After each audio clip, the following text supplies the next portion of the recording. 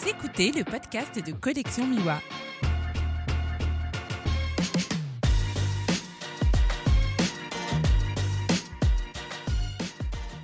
Bienvenue sur le podcast de Collection Miwa. Je suis Julien Gérard et je suis aujourd'hui accompagné de John Briance.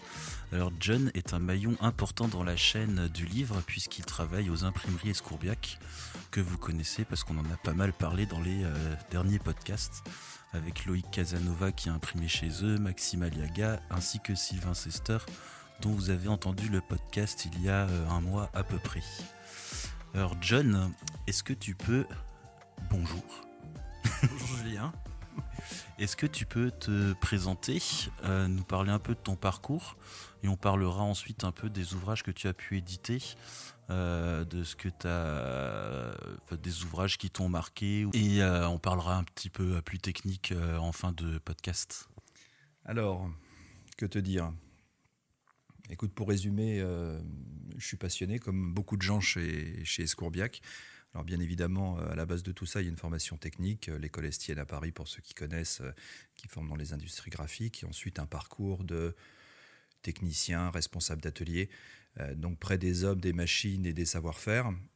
Et puis il y a quelques années, l'opportunité, grâce à une rencontre avec Alain Escourbiac, d'intégrer cette belle maison qui a 50 ans aujourd'hui. 50 ans, 50 personnes et un savoir-faire dédié à l'art et à la photographie plus particulièrement, directement en lien avec la passion de Michel Escourbiac, le fondateur de l'entreprise, le père de Philippe Escourbiac et Alain Escourbiac, qui est photographe passionné, qui a plusieurs livres à son actif et qui a intégré au fil des années, d'abord pour lui et ses projets, un certain nombre de savoir-faire qui ensuite, par le bouche à oreille, ont rayonné et ont touché la communauté des photographes, et ce qui fait de nous aujourd'hui un acteur important dans le monde de la photographie. Quel est ton rôle au sein de Escourbiac ? Mon rôle est d'accompagner les artistes dans leur cheminement. Je dis souvent qu'on doit se définir avec un nom qui est réducteur. On est imprimeur, mais en fait, chez Escourbiac, on est bien plus que ça. Puisque fondamentalement, on est tourné vers l'artiste et vers son projet. Donc, il y a une partie importante de mon travail qui est l'écoute, de manière à sentir quel est le souhait, parfois difficilement formulé par l'artiste. Ensuite, le lui restituer en intention, en proposition, tout ça dans un cadrage budgétaire, parce que c'est de plus en plus important, et en visant un certain niveau d'excellence, même sur des projets modestes. Alors modeste par la taille, modeste par le budget ou modeste par la quantité produite, mais viser juste et ne pas réaliser un livre de plus, mais réaliser le livre de la personne avec une vraie adéquation entre le fond et la forme. Est-ce que tu peux nous parler des projets sur lesquels tu as travaillé qui t'ont le plus marqué ? Il y en a une multitude. J'ai la chance de faire un métier où le quotidien est passionnant et tout passe d'abord par une rencontre humaine avec des gens qui viennent d'horizons complètement différents. J'ai coutume de dire que je vis par procuration les passions des autres. Ils m'emmènent dans des univers divers et variés. Je peux être une fois en Afrique avec quelqu'un qui fait de la photographie animalière. J'ai eu la chance d'accompagner Mario Colonel sur un sublime projet sur la montagne française. Et là, on est sur Chamonix, sa montagne, du blanc, du granit. C'est complètement différent. Et puis, on part sur de la photo culinaire ou de la photo, par exemple, de voitures de sport, sur des sujets très, très dynamiques. Et puis récemment, avec les événements du Covid, plusieurs livres, dont un livre très joliment mené par une jeune femme qui s'appelle Sandra Chenu, qui s'appelle Covid-19. Et c'est un accompagnement du personnel hospitalier des armées, une immersion dans leur quotidien et une restitution au travers d'un beau livre et d'une multitude d'émotions. Donc, beaucoup d'immersion dans des sujets différents, beaucoup d'écoute pour arriver à sentir quelles émotions l'artiste veut restituer.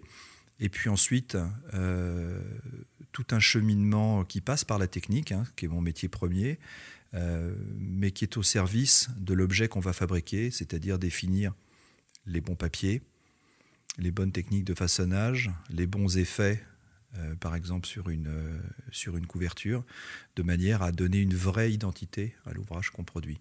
Donc c'est bien plus que le travail d'un imprimeur, c'est le travail d'un... On est des facilitateurs. Historiquement, dans les métiers du livre, les gens qui font ça très bien, ce sont les éditeurs, accompagnés de leurs équipes, et notamment des graphistes. Il n'y a pas de place pour tout le monde dans le monde de l'édition. Tant mieux pour ceux qui y ont accès. Mais aujourd'hui, il y a une vraie seconde voie, légitime, qualitative, rémunératrice, qui est le monde de l'auto-édition. Et on peut être un excellent photographe, avoir de bonnes idées, mais ne pas savoir comment agencer ses photos, comment raconter une histoire, ne pas savoir quelle forme donner à l'histoire qu'on veut raconter. Et puis ensuite, la scénographie, l'accompagnement au travers de la typographie, le choix des papiers, ce sont toutes des petites touches qui viennent au service de la photographie et qui permettent à l'histoire de sonner juste. Je dis assez souvent qu'un livre, c'est comme une belle partition de musique. N'importe qui peut trouver un air mélodieux, mais n'importe qui peut constater qu'un coup de cymbale au milieu de la symphonie n'a rien à faire là. Eh bien, des coups de cymbale qui n'ont rien à faire là, il y en a des tas dans le monde du livre, et mon propos est d'aider les photographes, les artistes, les auteurs, à éviter les fausses notes et faire que le livre paraisse très professionnel et vecteur d'émotion, puisque c'est ça le propre du livre, c'est que matériellement il est en main, vous tournez des pages, vous touchez du papier, vous touchez une couverture, vous avez le papier qui vient sublimer le point photographique ou le pixel photographique, tout comme sur un tirage d'art. Donc il se passe quelque chose, et l'idée c'est que tout ça doit être finement agencé au service du projet pour qu'il y ait une vraie rencontre entre l'auteur et son public. Alors tu évoques des points comme la couverture, le papier et les fausses notes, mais vous avez aussi chez Escourbiac, et je pense que c'est pour cela aussi que les photographes vous choisissent vous en tant qu'imprimeur régulièrement. Sur la plateforme, on a quand même, je pense, 70 ou 80% des livres qui ont été imprimés chez vous, parce que vous faites un accompagnement auprès des photographes qui veulent s'auto-éditer, mais vous avez aussi un rôle qui est presque celui d'un éditeur, parce que je crois, sans me tromper, qu'avec Maxime, par exemple, ou Sylvain, vous les avez aidés dans l'editing des photos. Oui, c'est vraiment une compétence qu'on veut 360 degrés et qu'on enrichit tous les ans. Tu parles de projets comme celui de Max Aliaga, Pongo, qui est un livre qui est dans les esprits depuis plus de 4 ou 5 ans. Donc, comme souvent auprès d'un photographe, l'envie existe depuis très longtemps de mettre ses photos sur papier au sein d'un ouvrage. Il ne faut pas oublier que le livre, pour un photographe, est un faire-valoir important. Il y a un avant et il y a un après le livre pour un photographe. Un photographe qui a édité un livre, il va être perçu par sa communauté, par son public, d'une manière différente. Il va être légitimé. Maxime Aliaga, on a la chance de se côtoyer, notamment au travers de nombreux festivals depuis de nombreuses années. On a échangé sur son projet des dizaines de fois. C'est des coups de fil, c'est des conversations, c'est des fins de soirée à parler d'un projet. Bref, il y a une envie. Le projet prend de l'ampleur petit à petit. Et puis un jour, on sent que c'est prêt. Donc, moi, je ne suis pas commerçant à ce moment-là. Je suis une oreille bienveillante qui essaye de sentir quel est le bon moment pour faire les choses et quels sont les jalons à poser parfois pour l'artiste, parce que faire un livre, c'est quelque chose de très opaque, de très touffu pour quelqu'un qui l'a jamais fait. Donc c'est de montrer des portes et puis de laisser aux gens le temps de les ouvrir. Et quand ils souhaitent les ouvrir, à ce moment-là, on va aborder un certain nombre de sujets.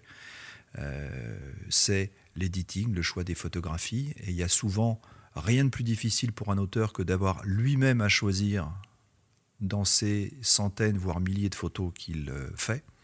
Parce qu'une belle photo qui se justifie dans un livre n'est pas forcément une photo auquel l'artiste est particulièrement attaché parce que c'est un moment particulier de son shooting ou de son expérience de vie. Donc il faut à un moment pouvoir s'affranchir de ce côté émotionnel et faire en sorte que l'objet livre ait une vraie cohérence. J'ai un ami éditeur qui disait lors d'une conférence sur l'édition, il suffit d'une mauvaise photo dans un livre pour flinguer un livre. Donc la partie editing est importante. Un livre, ce n'est pas un album de famille avec des images les unes à côté des autres. Un livre, ce sont des photos qui racontent quelque chose, qui emmènent le lecteur dans un univers. Et il faut, au service de l'histoire, choisir des photos, avoir une cohérence de narration esthétique. Et parfois, le photographe a du mal à le faire. Donc un œil extérieur, un œil neutre, un œil qui sait dire...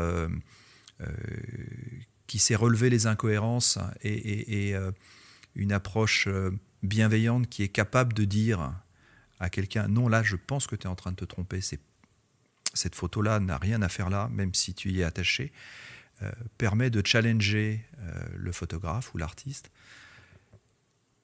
et vraiment donner de la cohérence au projet. L'editing, c'est une chose. Bien évidemment, quand on fait un livre de photographe, on a vocation à ce que les photos soient restituées de la manière la plus noble possible. Un imprimeur est quelqu'un qui met de l'encre sur du papier. Nous, on ne met pas de l'encre sur du papier. Nous, on reproduit des œuvres d'artistes en faisant en sorte qu'il y ait une vraie cohérence entre les images qui sont dans le livre et ce que les acheteurs vont pouvoir découvrir en galerie avec des tirages mis au mur. Donc on part très souvent d'un tirage d'art ou de plusieurs tirages d'art de l'artiste pour travailler la chromie des images. Donc la chromie des images, c'est absolument pas avoir un parti pris esthétique sur le travail de l'artiste. Ça, c'est l'artiste qui fait son développement de photographie et qui choisit ses effets, qui donne le modelé, la couleur, l'intention artistique à son image.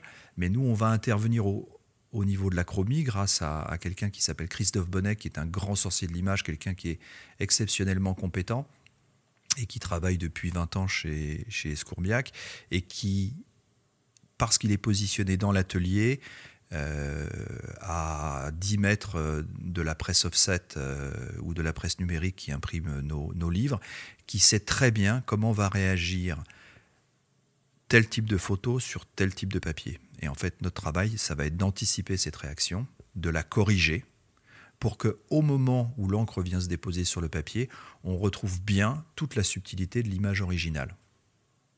Donc ça, c'est la partie chromie.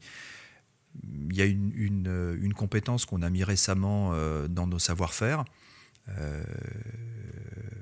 grâce à des rencontres et puis à des besoins naissants, c'est la compétence de correction typographique.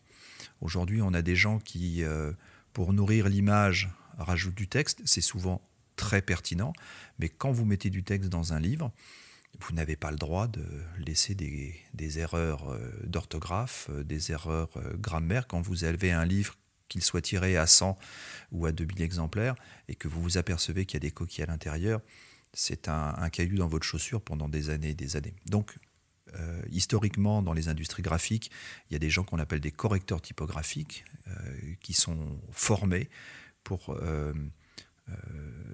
rentrer dans le texte d'un artiste, quel que soit le sujet. Je suis en train de faire un livre sur la franc-maçonnerie. Forcément, ça ne raconte pas du tout la même chose, la complexité des phrases. Voilà, on est sur un niveau de langage qui est complètement différent. Mais néanmoins, un correcteur typographique va rentrer dedans, vérifier tout ce qui est typographie, tout ce qui est orthographe, tout ce qui est grammaire, et va permettre de garantir l'excellence de cette partie-là de l'ouvrage. Bon, ça, c'est quelque chose que nous faisons aujourd'hui. Il y a quelques années, on a intégré la capacité d'accompagner et de faire, au nom de l'artiste, des financements participatifs. On en a plusieurs dizaines à notre actif, beaucoup de succès, quelques échecs qui nous ont permis au fur et à mesure d'avoir une vraie compétence et une vraie légitimité sur ce qu'il faudrait faire pour que ça fonctionne et ce qui à coup sûr est vecteur de catastrophe. Donc du coup, même quand nous ne réalisons pas le crowdfunding pour un auteur, dans le cadre de nos échanges nombreux sur la naissance d'un livre, on peut apporter de multiples conseils et un accompagnement, encore une fois, bienveillant pour que ça se passe bien. Et on a des succès fantastiques aujourd'hui en auto-édition via les crowdfunding. Je racontais récemment que lors d'un salon, j'ai vécu quelque chose que je ne pouvais pas imaginer. Des gens qui ont participé au financement d'un livre il y a de cela 6 ou 7 mois, qui ont versé 60 ou 90 euros, qui ont patienté 6 ou 7 mois, qui sont montés de province vers Paris, qui ont payé leur déplacement, qui ont payé leur place de parking, qui ont payé leur nuit d'hôtel, qui ont payé leur entrée au salon de la photo, puisqu'il s'agissait du salon de la photo Porte de Versailles, où on tient stand depuis de nombreuses années et où on accueille le public de passionnés. Tu achètes ton entrée, tu fais ensuite 35 ou 40 minutes de queue parce que lors de la signature, il y avait beaucoup de monde. Et la première chose que la personne dit en arrivant devant le photographe à qui il a acheté son livre, c'est merci. C'est incroyable, ça replace l'aventure du financement participatif, l'aventure des réseaux sociaux au cœur du débat. Quand vous faites les choses avec conviction, avec attention, avec bienveillance vis-à-vis de votre public, et ben votre public vous le rend au centuple. Vous leur apportez quelque chose dans une certaine grisaille du quotidien, parce que vous êtes photographe, parce que vous avez la chance d'avoir un œil différent sur le monde qui vous entoure.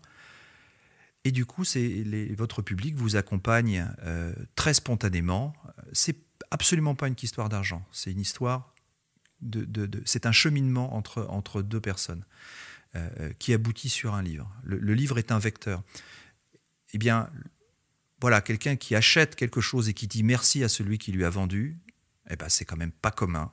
Et je trouve que c'est suffisamment une belle histoire pour avoir envie de la reproduire le plus souvent possible. C'est clair. Je voudrais rebondir sur la compétence que vous apportez, qui est la correction de l'orthographe. J'ai pas eu de retour. C'est parce que j'ai pas pris l'option où il n'y avait pas de faute. C'est sûrement parce qu'il n'y avait pas de faute. Mais certains artistes sont très bien accompagnés dans leur projet. C'est souvent une aventure familiale ou une aventure entre copains. Et que ce soit toi accompagné par Peggy, que ce soit Max accompagné par ses amis photographes, c'est ça aussi. Le livre est un vecteur, c'est un vecteur de vie tout simplement avec un grand V, c'est-à-dire qu'on partage des moments, au moment où on fait les photos, on partage des moments lorsqu'on bâtit son livre, et au final, et avec un peu de chance, lors de ce printemps déconfiné, on pourra de nouveau vivre des moments de partage autour de la sortie d'un livre ou du vernissage d'une exposition. On en a tous envie, on en a tous besoin, et il est grand temps que tout ça reprenne. Donc pas de faute dans les 100 plus belles photos du Bénin, ça c'est cool. Effectivement, c'est un peu frustrant en ce moment de sortir des livres, de les avoir dans les cartons à la maison et de ne pas pouvoir partir en festival ou de présenter le livre, faire des expos et tout ça. Mais bon, on va croiser les doigts pour que ça revienne. La grande surprise, c'est que le Covid a permis à de nombreux artistes d'avoir du temps long et du coup de se décider, plutôt que de tourner en rond ou de rester scotché devant Netflix, de se décider à se lancer dans leur aventure d'édition. Donc on a eu cette chance. On s'y attendait pas forcément. Hein. On était sur le pont, prêts à accompagner les artistes. On avait les équipes Escourbiac, mes collègues, moi-même, on avait plutôt plus de temps dans notre journée qu'à l'habitude, donc on a fait passer le message via les réseaux sociaux. Si vous avez besoin de nous, profitez-en, c'est le moment. on peut passer du temps. Et du coup, j'ai un très grand nombre de livres qui sont sortis pendant cette période pas difficile et qui ont trouvé leur public parce que les gens qui étaient confinés chez eux, peut-être un petit peu plus présents sur les réseaux sociaux à suivre les blogs, les Instagram, les Facebook ou que sais-je, ou les tutoriels, avaient envie de culture, avaient envie d'un brin de soleil dans un ciel nuageux et donc ont accompagné les artistes. Et tout ça a fait de très très belles histoires. Tu parlais de Sylvain Sester, La vie est belle de Sylvain Sester, c'est un des projets assez emblématiques, né de la grisaille, de jours sans fin où on s'enquiquinait, d'une rencontre entre une envie de Sylvain et une compétence, d'un dialogue long, parce qu'on a passé beaucoup de temps à échanger, et puis au final on a mis en œuvre un livre qui sonne juste et qui a touché le cœur des gens et qui est un succès. Donc c'est une des nombreuses belles histoires de ce confinement. Je crois que Yegan a imprimé aussi pendant le confinement et qu'il en a pas mal profité pour son livre, si je dis pas de bêtises. Alors Yegan Mazandarani, c'est là aussi un cheminement emblématique. Je pense que dans la vie, quand on a envie de quelque chose, et on a le droit d'avoir des envies, il faut simplement pas se tromper sur l'énergie, les compétences, éventuellement les moyens, pour aller au bout de son envie. Les photographes, en général, sont des gens assez exigeants parce que ce sont des gens qui sont exigeants dans leur maîtrise de leurs outils pour prendre des photos, exigeants au moment du développement, un œil exigeant parce qu'il y a une vraie compétence de cadrage, de gestion des couleurs, etc. Et en fait, un photographe doit être assez exigeant avec lui-même et avec les gens qui l'accompagnent dans cette aventure du livre. Pour en revenir à Yegan, il est relativement jeune, j'aurais tendance à dire dans les 35 ans, je ne sais pas exactement. C'était son premier livre sur les affrontements dans le Donbass, donc photographie noir et blanc, sujet difficile, beaucoup de textes.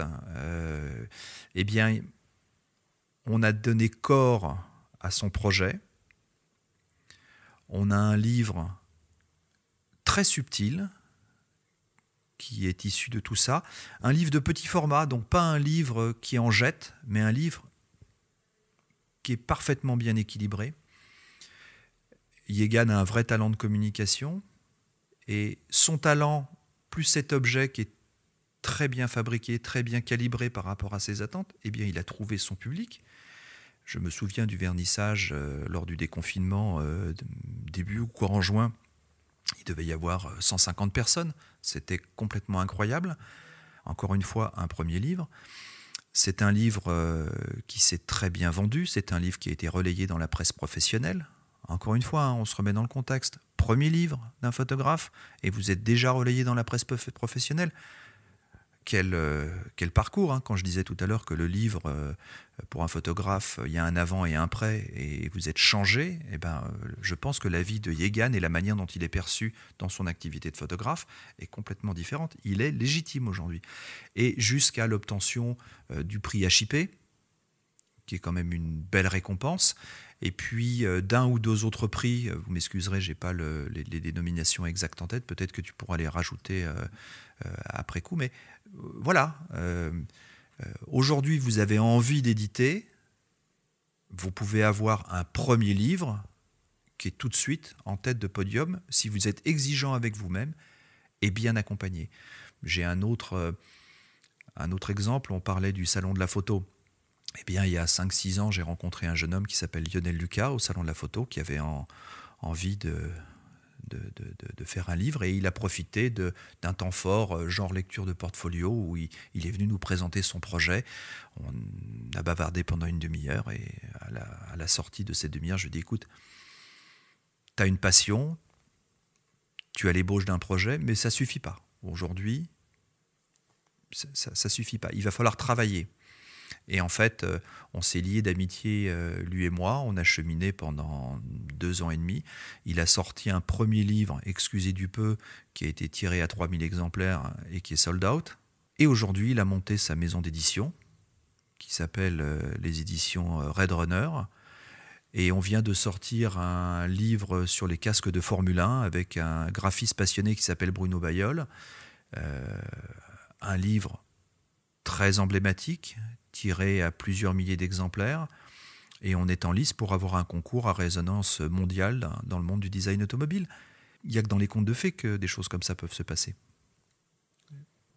Beaucoup de talent, beaucoup d'énergie et une équipe bien structurée.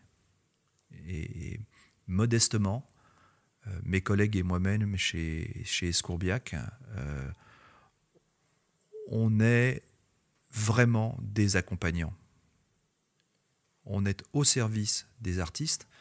Et là, sur les 2 exemples, je parle de projets à plusieurs centaines, voire milliers d'exemplaires. Mais j'ai accompagné une artiste sur un projet de livre sur les violences faites aux femmes, une jeune femme qui est aquarelliste. On s'est même positionné en tant que partenaire avec Fedrigoni, qui est un papetier emblématique avec lequel on travaille souvent. On a fait d'un tirage modeste de 100 exemplaires. On est arrivé à 300 et on diffuse le livre parce que le sujet est fort. Donc voilà, vous avez une envie, elle peut être modeste, elle sera aussi bien traitée que si elle est, en termes de volume, plus emblématique. Mais écoute, compréhension, accompagnement, et pour viser un livre où le fond et la forme sont vraiment en raccord. Je voudrais revenir sur le livre de Yegan, donc, qui s'appelle Paria. Yegan a travaillé en argentique. Alors là, on va parler un petit peu plus technique. Est-ce qu'il y avait une différence pour vous dans le travail? Comment vous avez bossé, Yegan? Il vous a fourni des fichiers numériques ou il y a eu un autre travail derrière? Je ne connais pas du tout, d'ailleurs, j'ai honte de l'avouer, mais je ne connais pas du tout la façon de procéder pour travailler avec des photos argentiques. Alors, quand on parle de l'argentique, il faut effectivement une numérisation intermédiaire qu'on est capable de faire. Après, ça dépend aussi des formats, des tirages originaux. Est-ce qu'on part d'hecta ou est-ce qu'on part de tirage papier? Parce qu'on peut aussi numériser des tirages papier. Bon, là, dans le cas de figure, Yegan nous a fourni ces numérisations de ces hectas. Et ensuite, on a cheminé pour trouver un bon papier. Un papier qui soit proche de la couleur et de la texture de son papier utilisé pour les tirages d'art. Un papier qui permette au livre d'être agréable en main, donc éviter la transparence, avoir de la rigidité mais pas trop, avoir un toucher au doigt qui soit sensuel.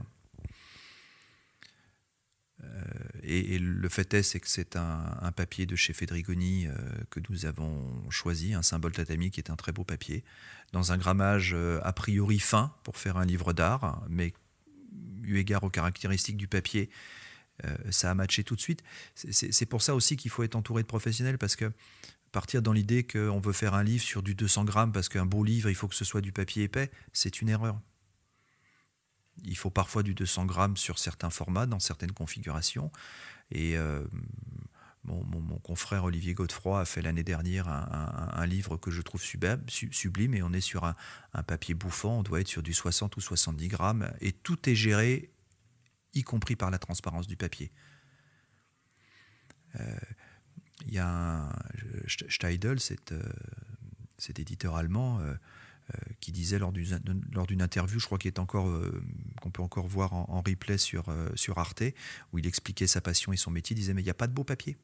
Je peux faire un livre d'art sur du papier journal. À partir du moment où le papier qu'on choisit fait écho à une émotion, au sujet, à la perception du photographe, il n'y a pas de problème. Et ça, c'est la vraie nouveauté, c'est qu'entre la photogravure préparatoire, donc Christophe Bonneck, chez nous et son équipe, les techniques d'impression moderne, le fait que nous soyons en offset HRUV, ou en numérique avec des machines qui permettent vraiment de faire de très belles choses aujourd'hui, on arrive à une qualité de restitution du point photo, quel que soit le papier. Aujourd'hui, je me permets dans mon métier d'utiliser des papiers qui, à 20 ans, je n'aurais même pas imaginé utiliser ces papiers-là pour faire une image dessus, tellement le résultat aurait été catastrophique. Eh bien aujourd'hui, on a le meilleur des deux mondes. Et un des petits jeux, c'est effectivement d'aller chercher dans notre matériothèque, dont on dit communément qu'elle a 40 000 références de papier et de matériaux de couvrure, c'est d'aller chercher le bon matériau en fonction de ce qu'on perçoit de l'histoire que l'artiste veut raconter.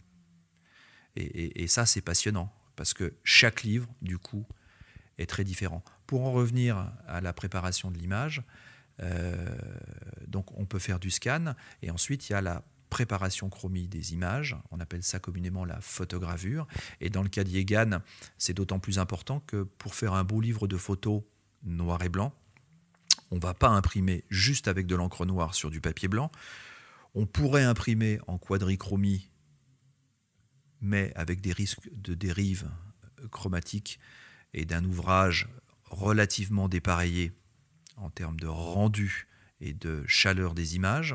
Donc on utilise chez Escourbiac la manière noble, c'est-à-dire la bichromie ou la trichromie, c'est-à-dire qu'une image que tu perçois en noir et blanc, elle va être en fait composée de 2 noirs et un gris, ou d'un noir et 2 gris, dans le cadre de la trichromie. Dans certains cas, on peut même y adjoindre une 4e couleur qui est un argent métal, pour retrouver un petit peu le côté sel d'argent qu'on peut avoir dans la photographie argentique. Pour certains sujets, ça peut être très joli. Et on arrive à des qualités de reproduction d'images qui sont très proches des tirages d'art. Et un livre qui, de la première page à la dernière page, a exactement la même calibration couleur. C'est ça le gros intérêt de la bichromie, de la trichromie quand elle est bien maîtrisée.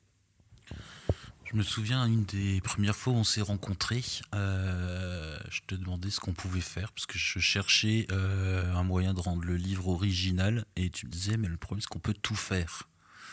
C'est quoi le truc le plus dingue que vous ayez fait ? En fait, on est souvent dans des projets qui comportent un petit grain de folie. D'ailleurs, pour être tout à fait honnête, mes collègues de l'atelier, dont je respecte beaucoup le travail, puisque j'étais à leur côté pendant des années et des années, ils savent très bien que quand je débarque dans l'atelier, je vais avoir, et je ne suis pas le seul, d'autres de mes collègues, experts conseillers clients, fournissent aussi leur lot de fruissons aux acteurs de l'atelier.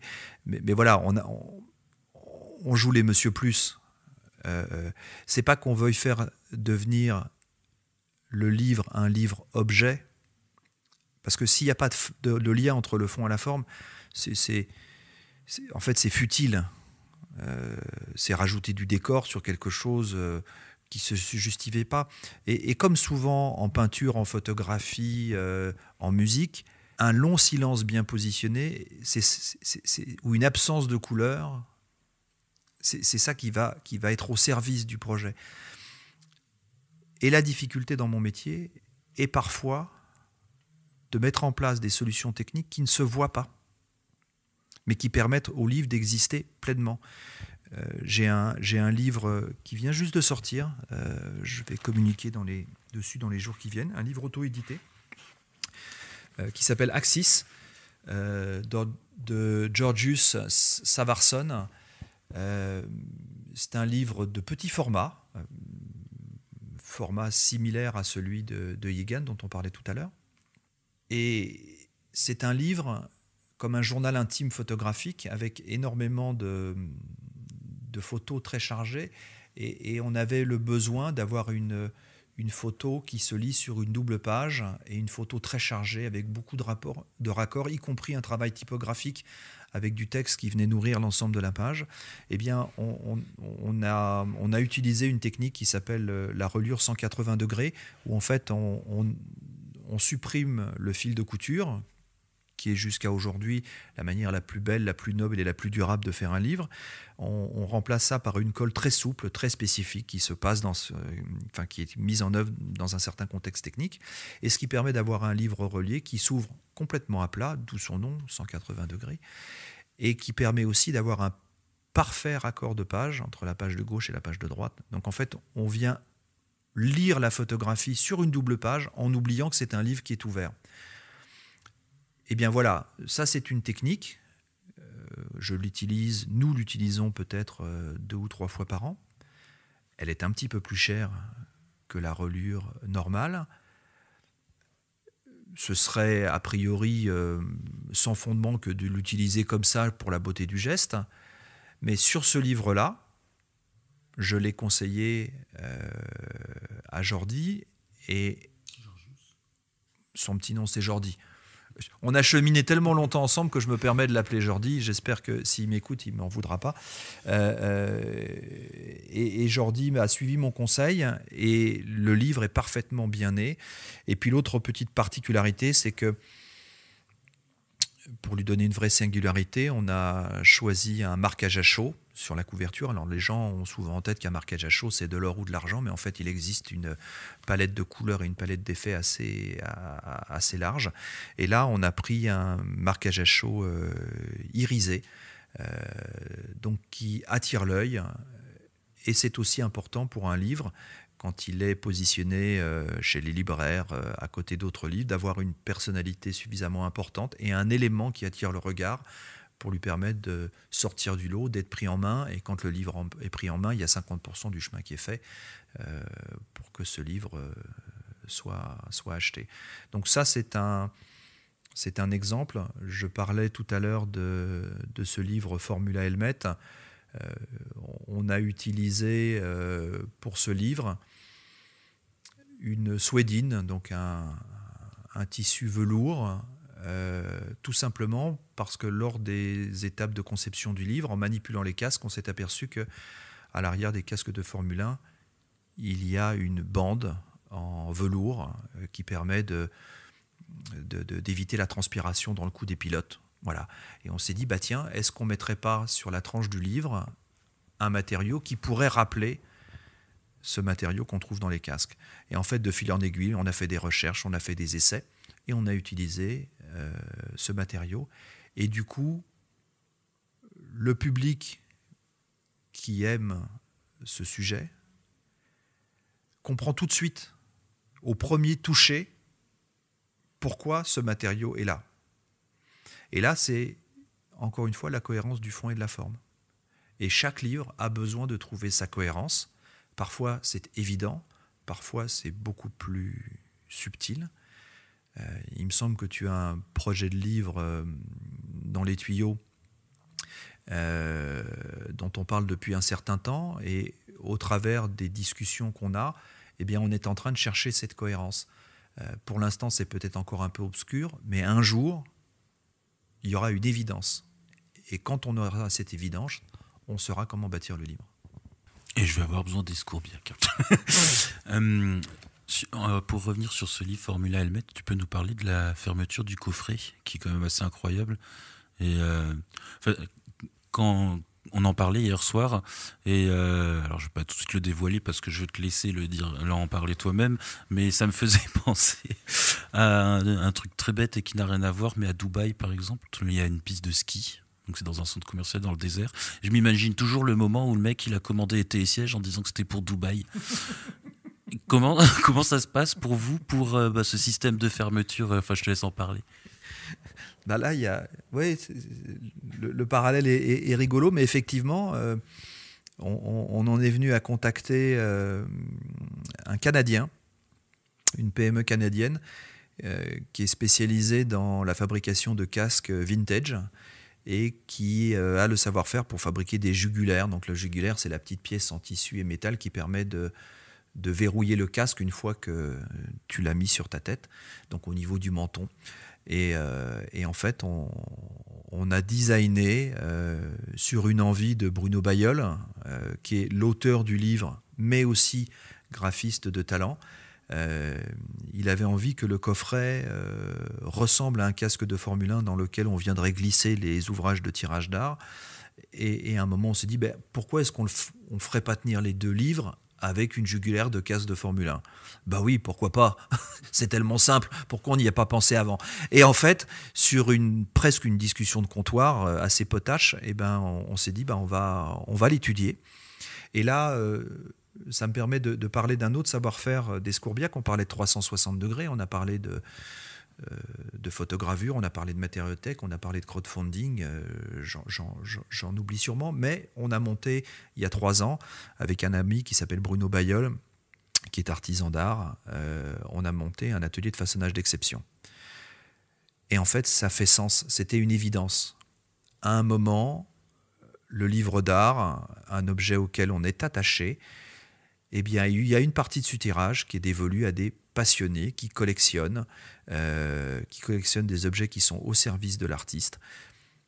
Et ces objets, ils doivent avoir des choses emblématiques, exceptionnelles. Donc, on a créé cet atelier de façonnage d'exception. Et aujourd'hui, on fabrique des coffrets, des étuis, des fourreaux et plein d'autres choses sur demande. Encore une fois, on n'a pas de stock, on n'a pas de produit défini. On fait les choses pour qu'il y ait un vrai raccord entre le fond et la forme et le public auquel est destiné ces objets. Et c'est Bruno Fontaine et son équipe avec laquelle on a designé ce coffret. Dans ces cas-là, on passe par un prototype qui est manipulé, qui est un peu contraint, dont on voit les limites, qui est ensuite amélioré au niveau esthétique et fonctionnel. Et on arrive au final sur un objet qui est 100% personnalisé. Dans ce cas-là, le livre couvre 30 années de Formule 1. Et le tirage de tête est composé de 30 coffrets, un par année, personnalisés. Ce sont des objets qui deviennent exceptionnels, mais il y a un public pour ça, pas forcément un public fortuné, mais un public passionné. Ça devient le cadeau qu'on s'offre à Noël, c'est le cadeau qu'on s'offre pour ses 40 ans, c'est le cadeau pour lequel les copains et la famille se cotisent, ou c'est le cadeau coup de cœur, c'est ça, et puis tant pis, je ferai l'impasse sur autre chose. C'est ça aussi la magie du livre. Dans ce monde dématérialisé qu'est le nôtre, où on peut presque tout avoir, tu as ta musique sur Spotify, mais le jour où tu oublies de payer ton abonnement, tu n'as plus de musique du tout. Du tout. Tu perds toute ta bibliothèque. Eh bien, la légitimité du livre papier aujourd'hui, c'est d'être un merveilleux vecteur d'abord du travail de l'artiste, ensuite un vecteur d'émotion, et ensuite un objet qu'on garde potentiellement tout au long de sa vie, dont on peut faire cadeau à des gens auxquels on tient, et qui un jour vous survivront. Et c'est aussi une belle aventure pour un photographe que de se dire « je vais faire un livre qui sera encore là quand moi je ne serai plus là ». Eh bien, je suis très fier, et nous sommes très fiers chez Escourbiac d'accompagner les auteurs dans cette tranche de vie qui permet de faire quelque chose comme ça, de fort, d'inscrit dans le temps et de fondateur. Parce qu'on est, encore une fois, on est transformé. Je ne vais pas citer de nom, mais j'ai des aventures humaines où l'homme ou la femme, au début du projet et à la fin du projet, ne sont plus les mêmes. On touche tellement à l'intime, tellement à l'émotion. Faire un livre demande du travail, donc c'est un repositionnement parfois dans sa vie personnelle, dans ses équilibres familiaux, professionnels. Bref, de temps en temps, c'est une renaissance. Beaucoup de gens disent que la photo n'existe qu'une fois qu'elle est imprimée. Et moi, je suis assez d'avis que quelle plus belle manière pour une photo d'être imprimée dans un livre. C'est un objet qui est assez exceptionnel. Enfin là, je parle plus en tant que photographe et auteur qu'en tant que podcasteur. Mais les photos qui sont dans le Bénin vu du ciel, c'est des photos qui vivront à jamais, que je vois tous les jours, plus que celles qui sont sur les disques durs. Et c'est clair que c'est une super aventure de pouvoir participer à ce projet. Et ça mêle beaucoup de compétences. Beaucoup de personnes travaillent sur un livre, parce que c'est pas quelque chose que le photographe fait seul dans son coin. Et ça m'en vient à te poser la question. Chez Escourbiac, donc on a parlé de 3 compétences déjà. Donc il y a la chromie, il y a la correction de typographie. Quelle est la chaîne ? Quelles sont les personnes qui interviennent dans la fabrication du livre ? parce que le photographe vous envoie, enfin il y a toute une discussion et puis un jour le fichier est prêt, on vous l'envoie. Qu'est-ce qui se passe avec ce fichier? Où est-ce qu'il va? Qu'est-ce qu'il devient? Comment il devient un livre? Alors là, pour le coup, la notion de chaîne graphique, elle prend tout son sens. Nous sommes une cinquantaine chez Escourbiac. Une fois que le projet est défini avec mes collègues et moi-même, il part en études techniques auprès d'une équipe de deviseurs.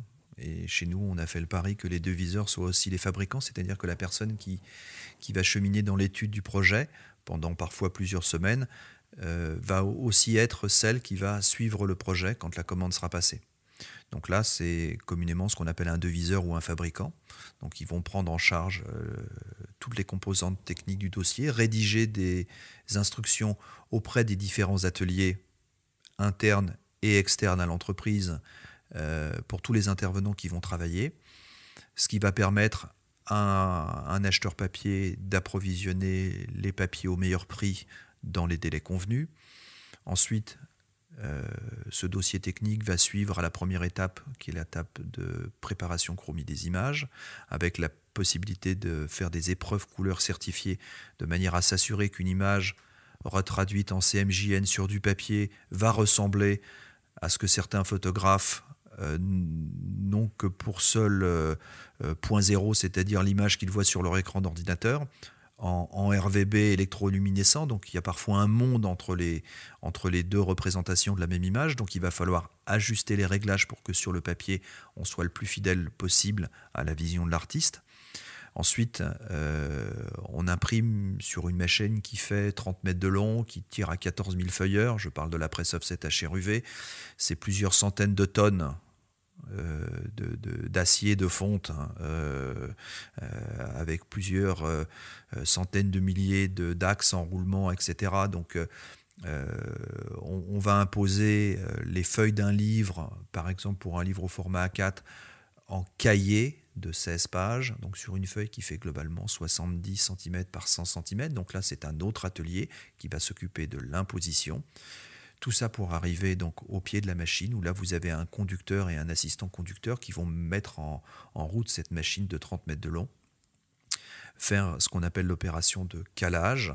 Une des spécificités d'Escourbiac, c'est que nos ateliers sont ouverts et l'ont été tout au long de la période Covid, moyennant un encadrement sanitaire assez précis, mais on n'a jamais arrêté d'accueillir du public pendant maintenant ces 8 mois de crise. Et là, vous pouvez assister à la naissance de votre ouvrage, voir les premières feuilles, revérifier s'il y avait besoin une dernière fois, en sachant que normalement à cette étape-là, on est juste là pour contrôler que tout a bien été fait. On est sur une machine de plusieurs millions d'euros, donc on a un impératif de productivité industrielle. Mais c'est un moment fondateur. Ensuite, les différents cahiers de votre livre vont s'enchaîner en impression. Ensuite, ils vont partir en pliage, c'est-à-dire de cette feuille à plat, on va la transformer en un livret plié, par exemple de 16 pages, et un livre est composé de X livrets pliés, mis les uns au-dessus des autres dans le cadre d'un livre relié. Ensuite, on va passer en couture. En parallèle de ça, la feuille ou le matériau qui aura été choisi pour la couverture va être contrecollé sur une âme en carton, suivant des gabarits spécifiques. Pourront y être apportées des opérations de surfaçage, c'est-à-dire la mise en place d'un pelliculage de différentes natures, les plus connus étant le soft touch ou le brillant, mais on a un pelliculage qui est sorti il y a quelques mois et qui est très très dans l'air du temps, qui s'appelle le pelliculage Grimpierre, qui permet presque d'avoir le toucher d'un papier de création alors qu'on est sur un film de protection qui va aider à la durabilité du livre. Donc là aussi, on a des études et des contacts avec des fournisseurs pour essayer, en fonction de la manière dont on perçoit notre travail, de trouver les bons effets, les bons outils, les bonnes matières pour les proposer à nos clients.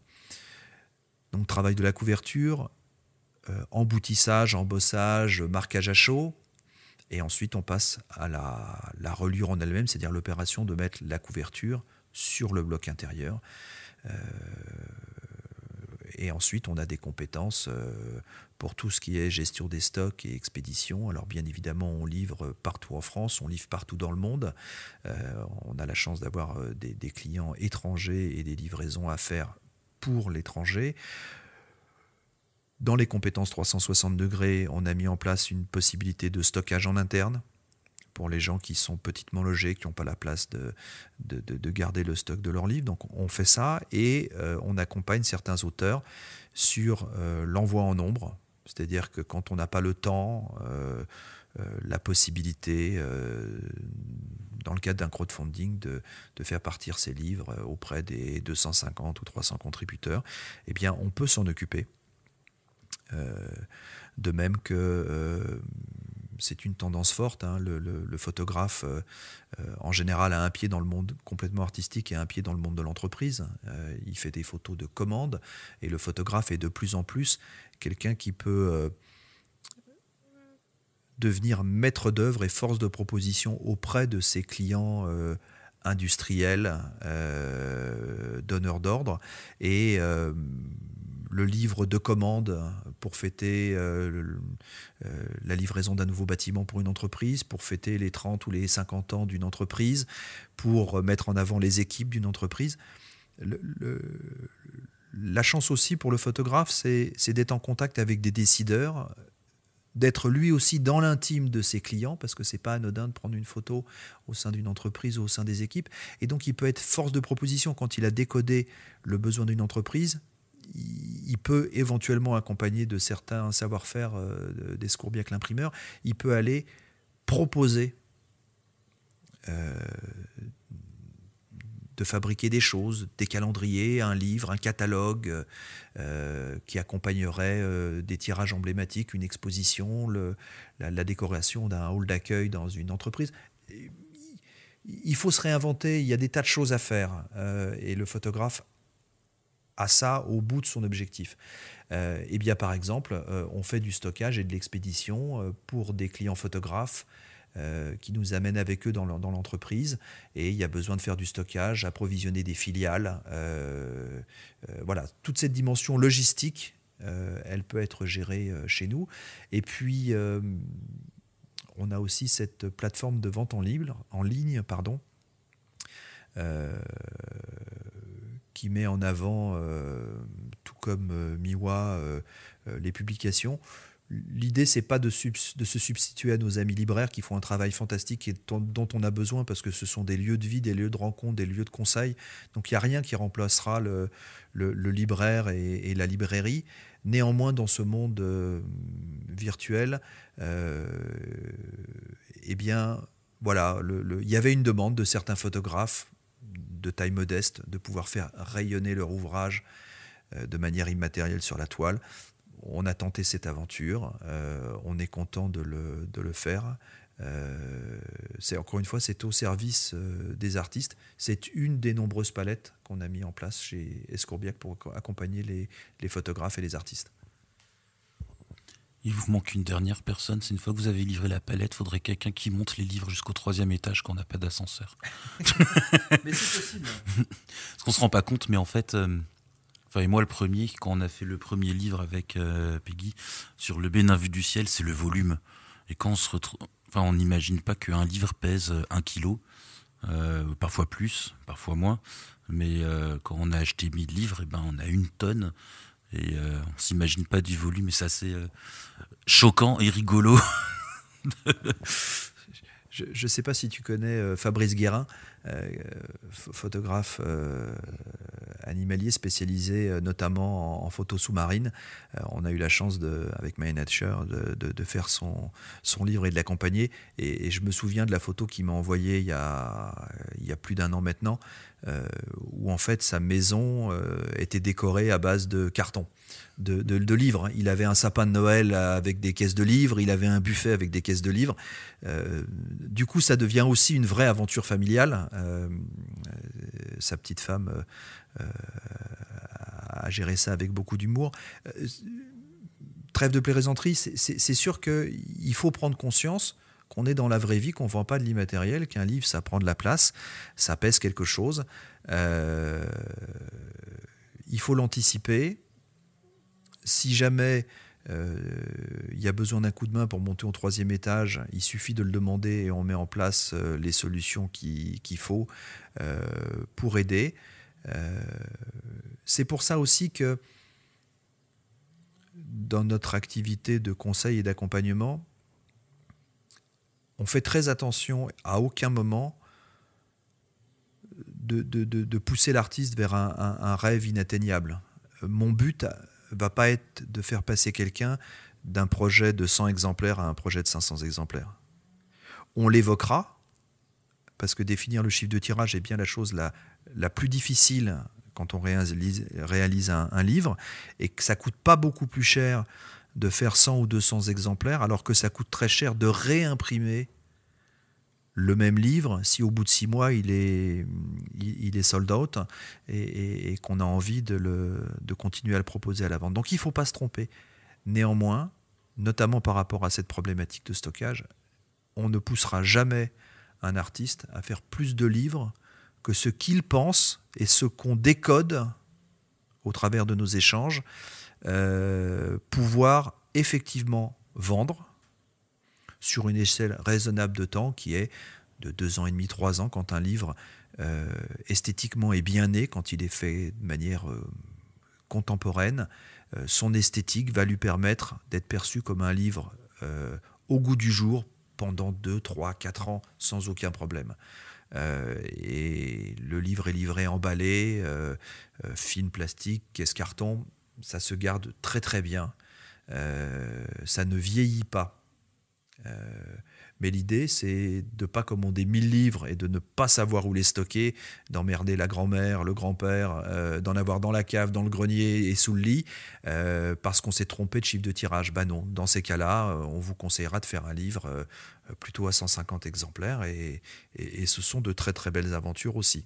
Alors je voudrais juste revenir sur le revêtement Grimpierre. Ouais. Donc, si vous avez l'occasion de prendre en main le livre de Maxime Aliaga, Pongo, ce revêtement est assez génial parce que donc le livre, c'est la couverture, c'est un portrait serré d'un orang-outan. On a vraiment l'impression de caretter la bête avec ce poil un peu rêche, et on le retrouve avec le Grimpierre. Et ça rejoint ce que tu disais avant, qu'il faut utiliser les bonnes techniques et les bons au bon moment pour que le livre soit juste. Et sur le livre de Maxime, je trouve que c'est vraiment assez dingue. Et tous ceux qui l'ont eu en main, qu'on a vu, ils nous ont fait la réflexion, mais c'est incroyable, on caresse l'animal. Enfin, c'était juste une petite parenthèse. La grande force de Maxime, et c'est pour ça que je pense que le livre a été très très bien accueilli, c'est que c'est un livre qui ne ressemble à aucun autre livre, si ce n'est que c'est un livre qui lui ressemble lui. Quand vous connaissez Maxime Aliaga et que vous avez son livre en main, il n'y a pas de doute. C'est son livre. Et il a des artifices esthétiques qui rendent son livre juste. Et ce pelliculage Grimpierre en fait partie.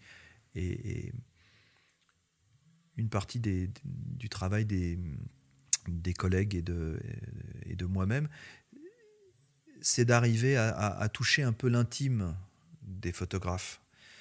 C'est pour ça que je conseille aux gens de venir nous voir le plus rapidement possible quand pointe l'idée de faire un livre. Parce qu'en fait, de cette première rencontre, de ces premiers échanges, vont naître un certain nombre de questions. Je dis souvent, en rigolant, aux gens qui sortent du premier rendez-vous, je leur dis, vous veniez pour avoir des réponses et vous repartez avec plus de questions que vous en aviez au début de cet entretien. C'est normal. Et toutes ces questions vont être arbitrées dans le temps, petit à petit. Les portes vont s'ouvrir les unes après les autres. Et il faut que ça se fasse sans stress et avec une évidence. Parce que c'est forcément un peu stressant de faire un livre, mais c'est tellement un moment magique, il faut que ça reste un moment magique. Donc il faut que ça se fasse avec beaucoup de plaisir, de gourmandise et de sérénité. Donc il faut un petit peu de temps pour le faire. Tu as un dernier mot pour conclure ces 1 heure de podcast ? T'as pas encore 1 heure à tuer ? Parce que je suis intarissable. Alors en fait, il faut savoir que nous sommes en période, pour ceux qui écouteront le podcast plus tard, donc là nous sommes en période de couvre-feu, donc nous sommes arrivés hier chez John à 18h et on enregistre ce podcast à 11h, donc ça fait à peu près 12 heures que nous parlons livres, photos, que l'on en parle sérieusement en racontant beaucoup de bêtises, mais un très bon moment passé avec toi John, merci beaucoup. Merci de ta confiance, merci de cette opportunité offerte de parler de ce métier qui me passionne et à très bientôt au travers des livres dont tu fais la promotion sur ton site, là aussi avec beaucoup de bienveillance.